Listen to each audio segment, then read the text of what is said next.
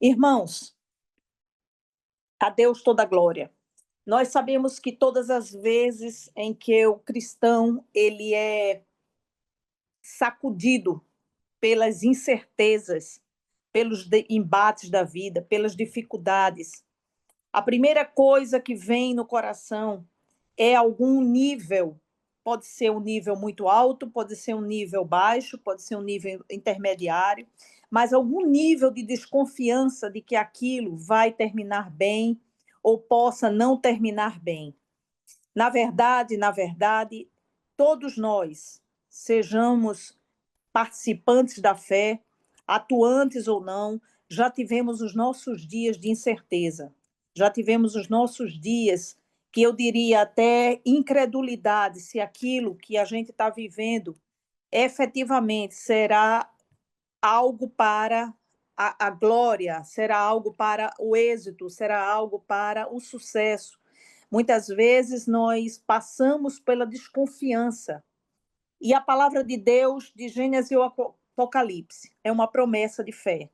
Na verdade, a palavra de Deus do Gênesis e Apocalipse é uma certeza de que nós temos uma promessa. Nós, povo escolhido, geração eleita, nação santa do Senhor, para que nós possamos, através da sua palavra, da palavra de Deus, sair de qualquer situação em que estejamos desvalidos da fé ou estejamos no risco de desconfiarmos da provisão de Deus. E eu queria trazer algumas citações bíblicas aqui, porque eu sei que muitas vezes isso acomete a nós, irmãos, e a palavra de Deus nessa tarde, como foi dado do louvor, é de confiar. Não sei exatamente para quem essa palavra está sendo dirigida, mas eu tomo ela para mim, em primeiro lugar, e tomo ela como uma certeza de que Deus quer falar a todos os corações aqui presentes. Quer dizer que é confiar nele, porque para Deus nada é impossível. E a palavra de Deus em Jó 42:2, a palavra vem nos dizendo em que depois de passar por todas as privações que Jó passou, de todas as dificuldades que foram enfrentadas, Jó chega à conclusão, chega à inerradável conclusão de que sei que podes fazer todas as coisas e nenhum dos teus planos pode ser frustrado. Quando Jó menciona isso, ele não menciona isso porque ele chega a ver já a realização do plano de Deus. Ele ainda está entre o tempo final da sua provação e o início daquilo que Deus já havia prometido. E eu acho muito importante que ele se debate com sua própria incredulidade. Ele vai fundo, mas ele diz: sei que podes fazer todas as coisas. É naquele momento que ele é despertado para essa certeza. E essa certeza, meus irmãos, é que a gente muitas vezes está por um fio. E João 16:33, Jesus diz para os seus discípulos, sabendo que isso iria acontecer a nós, sabendo que diante das circunstâncias da vida, situações alvissareiras, situações até de morte, situações de doença, situações de deficiência de relacionamentos, iriam trazer a cada um de nós uma insegurança, um medo, um temor. E ele diz, Jesus dizendo aos discípulos, para nos reforçar e nos relembrar, como Paulo diz, já não precisaria mais dizer isso, mas torno a falar para que isso se sedimente no coração de cada um. E Jesus diz: falei essas coisas para que em mim vocês tenham paz. Primeira coisa que alguém que está em tribulação tem que ter é paz. Paz para enfrentar o problema, paz para ter discernimento, paz para não proferir palavras erradas, paz para não julgar situações que sejam adversas, mas estar em paz. E ele continua: no mundo vocês passam por aflições, mas tenham coragem, eu venci o mundo. Quando Jesus nos traz para essa reflexão, esse ambiente, que é um ambiente de dificuldade, ele diz: Vocês passam por aflições. Ele não está negando todas as dificuldades que eu e você nessa vida passamos ou iremos passar, ou estamos passando, a depender da situação de cada um. Mas ele diz: tenham bom ânimo, tenham coragem, disponham-se a acreditar, porque eu venci o mundo. E é isso que hoje, nesta tarde, Deus está falando muito forte ao coração, para que a gente possa confiar nele de todo o coração, de todo o entendimento, de toda a capacitação que ele nos deu. Mateus 19:26 nos diz: Jesus olhando para eles. Sabe, quando eu vejo a palavra de Deus em que Jesus para e enfoca naqueles discípulos, que esses discípulos somos nós, é uma representatividade de todos nós. Ele tenta tirar, muitas vezes, aqueles discípulos de situações as mais comezinhas, em que eles ainda estão vivendo a dúvida. Quem é esse? O que ele veio? O que ele pode fazer por nós? O que vai acontecer a nós depois que ele não estiver mais aqui? Então, todas as dúvidas que aqueles discípulos passaram são as nossas próprias, em diversas situações e em diversos âmbitos. E Jesus, olhando para eles, disse, Mateus 19:26, para os seres humanos isto é impossível, mas para Deus tudo é possível. Ou, em outras versões, todas as coisas são possíveis. Sabe, quando nós lemos essas versões, quando nós passamos a meditar nessa palavra, essa palavra vem como um estouro dentro de nós, para que elas façam com que nossa reflexão seja uma só. Eu tenho um Deus, esse Deus é por mim, e nada do que possa estar me acontecendo pode tirar a paz que excede todo o entendimento da minha vida.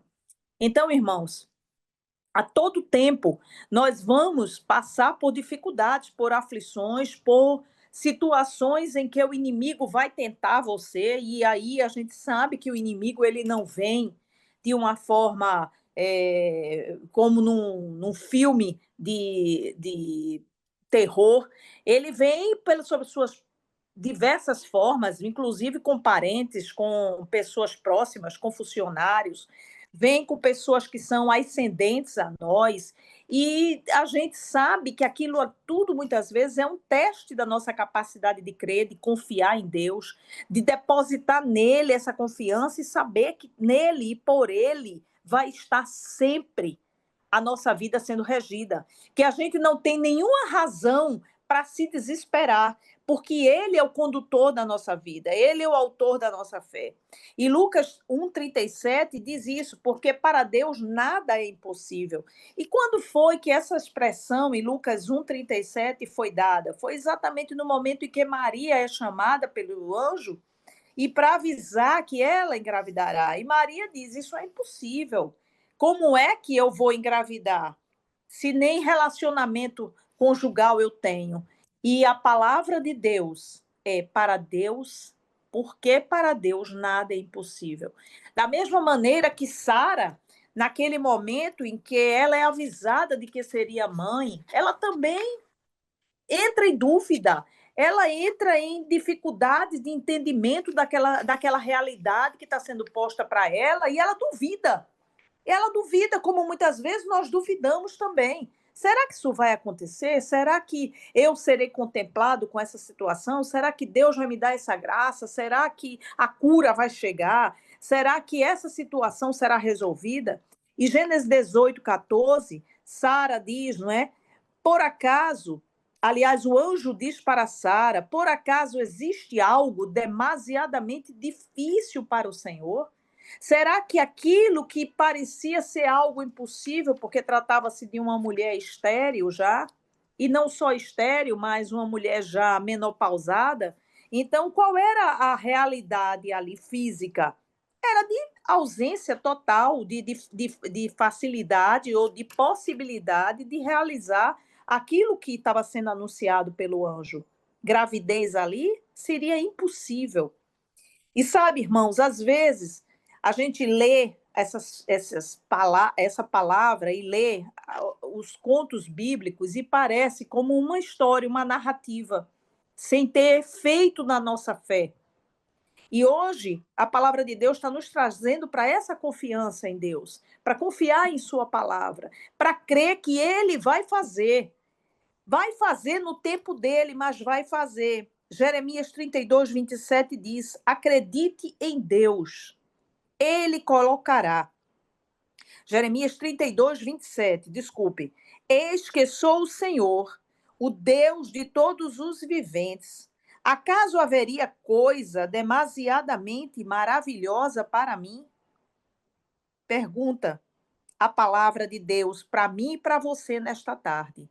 Acaso essa cura que você reputa tão difícil, que os médicos já desenganaram, seria motivo ou empecilho para Deus agir?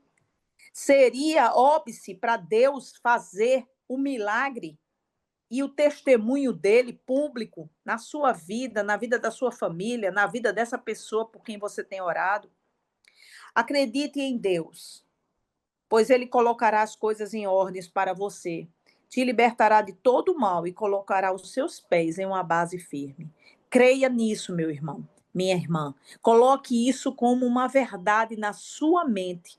Coloque isso como uma mensagem no seu espelho. Todas as manhãs que você olhar, todas as manhãs que você levantar-se com aquele sentimento de depressão, com aquele sentimento de que as coisas não estão boas, que você foi enganado, que você foi ultrapassado, que você está com aquela dificuldade de vencer uma situação que se instalou na sua vida, creia em Deus e acredite, porque Ele colocará todas as coisas em ordem.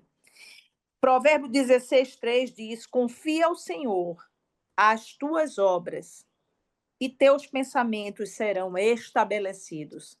Porque nós, povo de Deus, nós temos uma certeza de que nós temos um Deus e de que nós temos uma vida eterna. Mas, às vezes, esse pensamento é só para quando a gente morrer. É só quando nós já estivermos noutra situação em que essa vida eterna, essa vida de abundância vai começar a existir. Não, é engano. A vida de abundância para nós começa agora, começa já. Começa a partir do momento em que confiamos. Começa no momento em que colocamos no altar de Deus todo o nosso medo, toda a nossa incerteza, toda a nossa desconfiança com aquilo que Deus prometeu. Em Isaías 14, 24, a palavra de Deus nos diz assim: como pensei, assim será. E como determinei, assim acontecerá. Acaso não tem Deus planos maiores para as nossas vidas? Isaías 14, 24. Essa é a palavra que você tem que meditar nela e tem que repetir. Como pensei, assim será, e como determinei, acontecerá. Acontecerá quando, Senhor? Já que está demorando tanto. Acontecerá quando, Senhor? Já que eu espero isso há muitos anos. Acontecerá quando? E a mesma palavra do Senhor nos responde em Eclesiastes 3:1. Tudo tem o seu tempo determinado, e há tempo para todo propósito debaixo do céu. Sabe, irmãos, às vezes há algo na nossa vida que urge uma solução aos nossos olhos, urge uma providência imediata, e pensamos sempre que aquela situação ela não vai se resolver no tempo devido ou no tempo em que as coisas devem fazer. E às vezes é exatamente o elastério do tempo que vai resolver melhor aquela situação. É às vezes o decorrer de algumas outras situações pendentes que vão fazer com que aquele caminho e aquela palavra do Senhor ela se concretize e se realize da melhor forma possível. E enquanto a gente não tiver essa confiança no Senhor, a gente vai sofrer duas vezes. Vai sofrer pelo fato e vai sofrer pela desconfiança. Porque, afinal de contas, nós somos um povo que somos olhados, somos vistos, somos julgados, somos testemunhas vivas do Cristo vivo aqui na terra, mas todos estão sobre os olhos. da nossa vida. O que está acontecendo? Será que está acontecendo isso? Será que está acontecendo aquilo? Se é uma coisa ruim, por que está acontecendo? Já que tem Jesus, já que fala de Jesus, já que proclama. Só que Jesus já tinha nos advertido, e aí não são pessoas que no mundo tereis aflições. E aí a gente só tem que confiar que naquele tempo, no tempo devido e determinado pelo Senhor, há tempo para todo propósito debaixo do céu. E eu creio nessa palavra, porque por vários momentos em minha vida eu passei por dificuldades sérias, dificuldades que eu dizia assim: aqui acabou. Ou, se não acabou, está perto de acabar, ou está na iminência de acontecer algo que eu não gostaria que acontecesse. E no tempo determinado, no tempo certo, eu me propus a confiar em Deus, a botar todas as minhas reservas na retaguarda e dizer ao Senhor: Senhor, vai na frente, atua, para que eu possa realmente dar testemunho da tua grandeza na minha vida. Isso aconteceu com a saúde da minha filha, com o problema que ela enfrentou, o diagnóstico precoce de câncer. Isso aconteceu dentro do matrimônio, isso aconteceu na minha vida profissional. Então, assim, é como se você fosse atacado de todos os lados para que você pudesse dar testemunho em todas as esferas da vida, não é? Então, irmãos, nessa tarde, que é uma tarde favorável a todos nós, porque afinal de contas estamos falando de Deus, estamos falando da sua magnífica palavra, nós podemos dizer, como o salmista, no Salmo 92: antes que os montes nascessem e tu formastes a terra, o mundo, de eternidade e eternidade, tu és Deus. Quando o desembargador Fábio abriu ao nosso culto, ele diz: tu és o Deus de ontem, de hoje e de amanhã. E é exatamente isso que ele é. Ele é o nosso Deus eterno. Ele fez ontem e fará hoje e fará amanhã. O mesmo Deus que fez os milagres mais eu vou usar aqui em prestígio ao irmão italiano que está nos ouvindo, esquisito. Esquisito para a gente tem um nome, tem uma interpretação muito esquisita mesmo, né? A palavra esquisita, o vernáculo esquisito, mas no italiano é algo bom. No italiano é algo estupendo. E foi nesse propósito que as coisas mais difíceis e inacreditáveis Deus fez no passado. As coisas mais estupendas foram feitas, e o milagre, e o povo de Deus foi alcançando lugares onde nunca se poderia nem imaginar. E foi por conta dessa proteção de Deus que até hoje a igreja continua de pé. Não é? A igreja, eu não falo só o muro, eu falo o corpo de Cristo, que somos nós, continuamos de pé, crescendo e avançando. E é por essa razão que é nessa determinação de crer, independentemente das circunstâncias, que você está sendo chamado hoje. E se essa palavra não é diretamente para o teu coração, mas creia, alguém nesta semana passará na sua vida com o propósito de você levar uma mensagem encorajadora. Alguém que está passando talvez por dificuldades as mais profundas, as mais tremendas, as mais difíceis, e você vai ter o capital da palavra para empregar nessa vida e fazer com que essa vida saia desse obscurantismo e venha para a luz do Senhor. E eu gostaria de já me determinando ao final dessa palavra, com a palavra de Deus que está em Isaías 46:10, que diz: desde o princípio anuncio o que há de acontecer. E desde a antiguidade revelo as coisas que ainda não sucederam. Eu digo: o meu conselho permanecerá de pé e farei toda a minha vontade. Sabe, Deus tem vontade para os seus filhos. Essa vontade que está nele é para mim e para você. Eu e você temos a nossa vida na palma da mão do Senhor. E como ele pensou e determinou, assim acontecerá na minha e na sua vida. Porque ele é o Deus de todas as pessoas.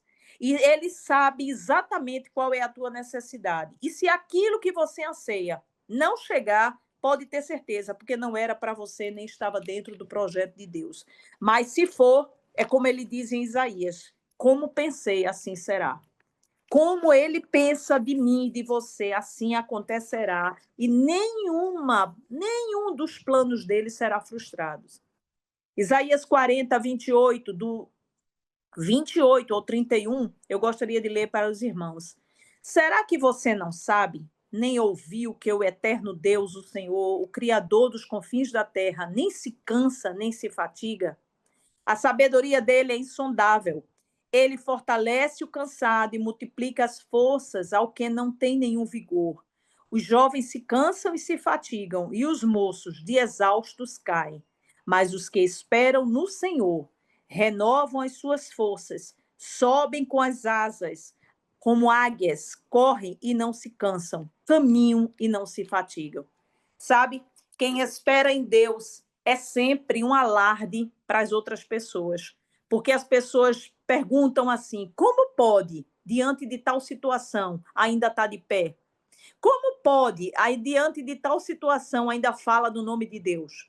Como pode, diante de tal situação, ainda não se abalar e falar disso de uma forma tranquila, de uma forma serena? E como eu disse, a minha filha passou por um processo, né, que ainda está sendo alvo de tratamento, mas quando o médico, ou os médicos me deram os diagnósticos, e eu, muitas vezes, quando alguém perguntava, eu tratava do assunto, alguém dizia assim para mim: nossa, como você tem fé.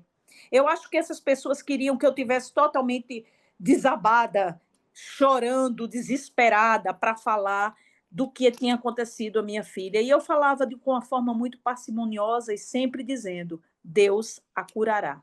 Deus colocará a mão sobre ela. Já, aliás, já colocou, pelo tempo que fez, pelo diagnóstico, como foi feito precocemente, como tudo aconteceu e como as coisas espantosamente foram guiadas, só poderia e só foi a presença dele.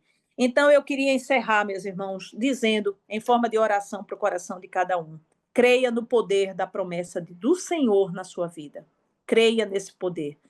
Para cada um, Deus tem promessas individuais, para além daquelas coletivas que é para todo o seu povo. Para todo o seu povo, ele tem promessas coletivas. Essas são imorredoras, essas estão do Gênesis ao Apocalipse. Mas para cada um individualmente, ele tem promessas individuais. Então, para crer, é preciso conhecer a Deus. Quanto mais intimidade, mais você confia, mais você tem certeza e menos você se angustia. E esse acompanhamento constante de quem ele é para nós o nosso fundamento da fé. E é mais, é a nossa fortaleza, o nosso local de descanso, onde nós, todos nós, podemos ir para aquele local da habitação do Altíssimo e repousarmos. Então, o louvor nos lábios constantes pela misericórdia dele é o nosso dever, é o nosso papel. Não se desesperar, confiar, fazer com que o tempo dele seja realmente o tempo que a gente espera com confiança para que tudo que está sob as mãos dele, o que é impossível para nós, é totalmente possível para eles. A todos, uma boa semana, um tempo de paz e de sossego em todas essas expectativas do que pode vir a acontecer, porque está sob o controle total do nosso Pai eterno. Em nome de Jesus, amém.